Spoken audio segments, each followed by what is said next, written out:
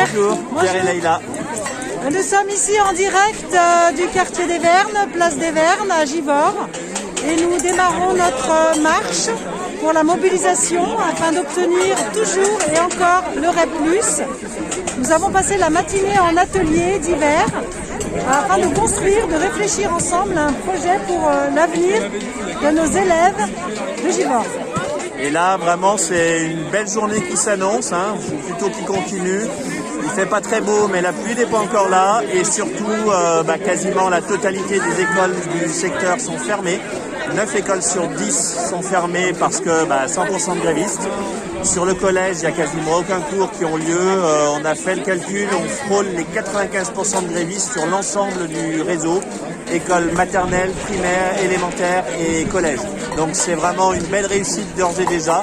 Et on va prouver qu'une fois encore, on peut faire une manif dans un quartier populaire et que ça se passe très bien.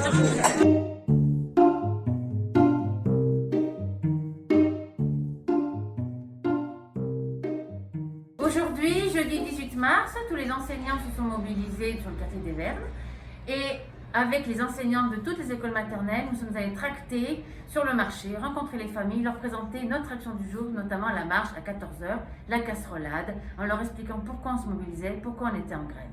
Donc oui, on était en grève, mais on était mobilisés au sein du quartier et on a essayé de rencontrer le maximum de familles. L'atelier donc communiquer avec les parents.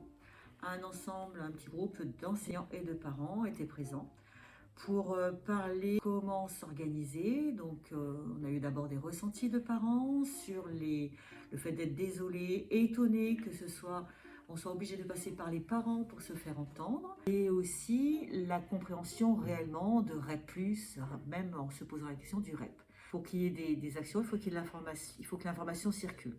Donc dans un premier temps, que les conseils, les délégués de parents se réunissent, puis se retrouver à la tour de la table, et ensuite réunir avec les maternelles, et ceci, chaque école le faisant, ça fera des délégués peuvent après se retrouver pour pouvoir faire une uniformisation.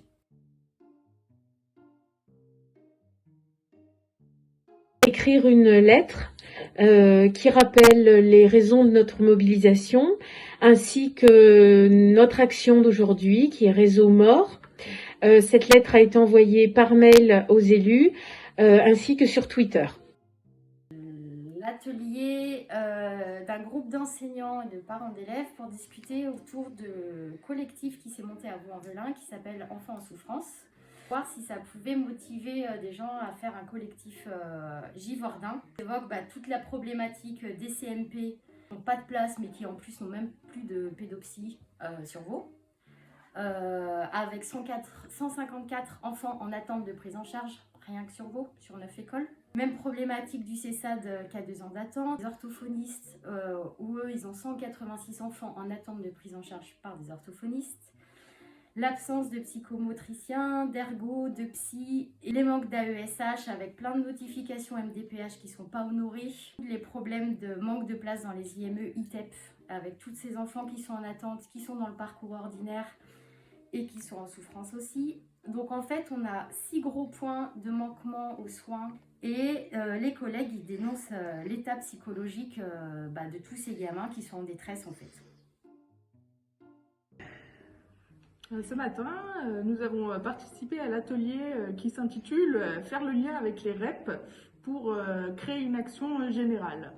Donc ce qu'on a fait, c'est qu'on a recherché tous les REP de l'Académie de Lyon dans le but de les contacter pour leur envoyer un document qui précise notre besoin de mobilisation et de création d'un collectif pour faire des actions pour lutter contre la dégradation du climat scolaire dans l'académie. Un petit groupe, on a travaillé pour la saisine, sur la saisine du défenseur des droits.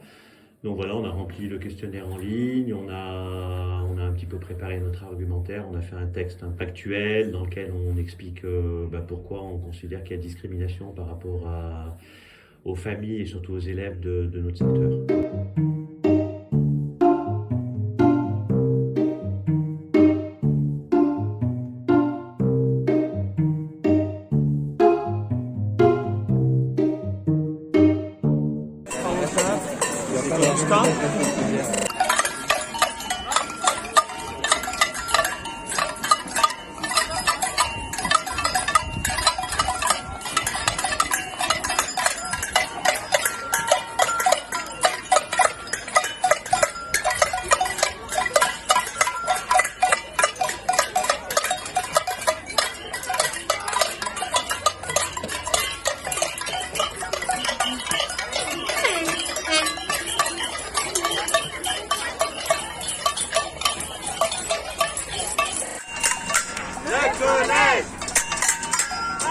plus. Rien de plus. Les écoles, le collège, REC plus.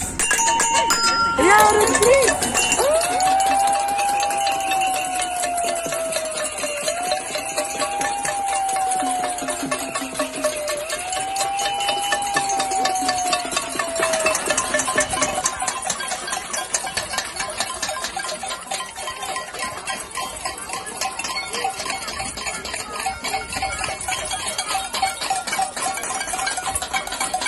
Thank you.